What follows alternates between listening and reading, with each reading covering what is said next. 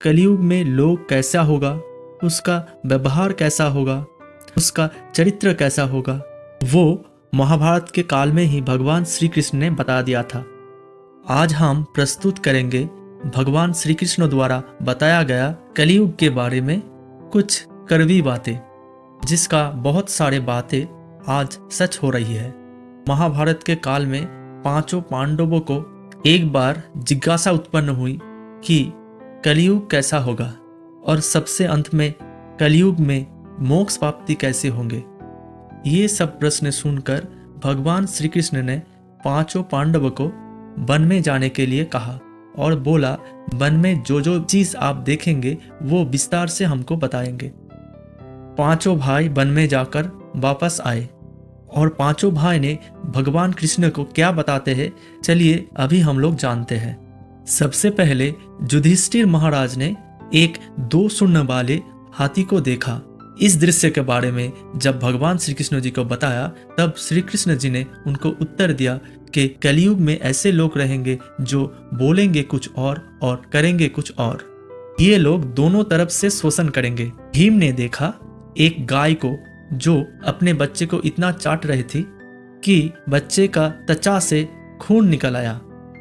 भीम ये दृश्य देखकर बहुत आश्चर्य हुई और भगवान श्री कृष्ण से पूछा, ऐसा क्यों भगवान? तब भगवान श्री कृष्ण ने उत्तर दिया, कलयुग में अपना माता पिता अपने बच्चों से इतना आसक्त और प्रेम करेगा कि उसका विकास ही रुक जाएगा। अगर किसी का पुत्र साधु बना तो सब उसको देखने जाएंगे, लेकिन अगर खुद का पुत्र साधु बना तो बहुत ही दुखी हो जाएंगे। वो ये सोचकर रोएंगे कि मेरा पुत्र किस रास्ते पर जा रहा है, इसका अल्टीमेटली क्या होगा। कलयुग में लोग बच्चे को मोह माया, परिवार बंधन इस सभी से ही बांध कर रखेगा और उन लोगों का जीवन इसी जाल में ही नष्ट हो जाएंगे। फिर भगवान श्री कृष्ण ने वास्तविक बात बताते हुए कहा, तुम्हारे पुत्र तुम्हारे नहीं, उनकी पत्नियों की अमानत है, और तुम्हारे पुत्री तुम्हारे नहीं, उनकी पतियों की अमानत है।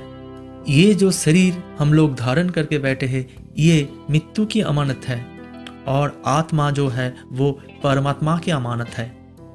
इसके बाद अर्जुन ने देखा एक पक्षी जिसके पंख पर वेद की रचना लिखा हुआ था, लेकिन वो मांसाहारी था, यानी मांस खा रहा था। अर्जुन बहुत आश्चर्य हो गए और ये बात भगवान को बताया, और इसके उत्तर ने भगवान श्री कृष्ण ने ये बताया कि कलयुग में ऐसे लोग होंगे जिसको विद्वान कहा जाएगा, लेकिन उनके मन में विचार ये रहेगा कि किसी की मृत्यु कैसे हो और उसकी संपत्ति कैसे लूट लिया जाए। कलयुग में ऐसे लोग बहुत होंगे जो दूसरे के धन को छीनने के लिए बेताब होंगे। उसके बाद नकुल जी ने देखा कि एक बहुत भारी चट्टान एक पर्वत से गिर रही है और बहुत बड़े से बड़े वृक्ष भी उसे नहीं रोक पा रही है, लेकिन एक बहुत छोटे से पौधे से टकरा कर वो चट्टान रुक गई। मूल अर्थ बताते हुए श्री कृष्ण जी ने कहा, कलयुग में मनुष्य के जो बुद्धि होगी वो बहुत ही शीर्ण होगी और उसका बहुत जल पतन होगा। इस पतन को धन और सत्ता वाली वृक्ष नहीं रोक सकती, लेकिन हरिनाम रूपी छोटे से पौधों से ही वो पतन रुक जाएगी। इसी तरह मनुष्य का जीवन पतन होने से रुक जाएगा। इसके बाद सहदेव ने वन में बहुत कुएं देखे और सारे कुआं के तरफ जब सहदेव ने देखे, तब देखे कि सिर्फ बीच का जो कुआं है वो खाली था, जो कि सबसे गहरा था। भगवान श्री कृष्ण ने इसका ये अर्थ बताया कि कलयुग में जिसके पास बहुत सारे धन हो, वो व्यक्ति अपने पुत्री विवाहों में, आचार अनुष्ठान में, दिखावे में खर्च करेंगे, लेकिन अगर किसी भूखे को वो भूखा देखे तो उसको वो धन नहीं देंगे।